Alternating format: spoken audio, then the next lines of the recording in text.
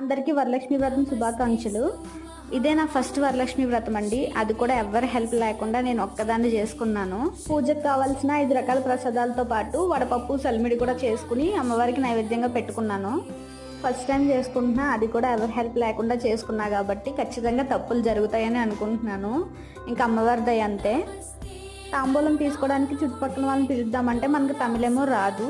అందుకని సాయంత్రం గుడికి వెళ్ళామన్నమాట. ఇక్కడ అభిరామిమాత టెంపుల్ అని ఉంటుంది, అక్కడికి వెళ్ళి తాంబూలం ఇచ్చుకున్నాను. ఎంత బాగా రిసీవ్ చేసుకున్నారంటే నేను ఫస్ట్ టెన్షన్ పడ్డాను, తీసుకుంటారా తీసుకోరా ఏంటి అని చెప్పేసి. కానీ చాలా బాగా తీసుకున్నారు. ఒక ఆవిడైతే నాకు 50 రూపీస్ ఇచ్చి పువ్వులు కొనుక్కోమని చెప్పింది.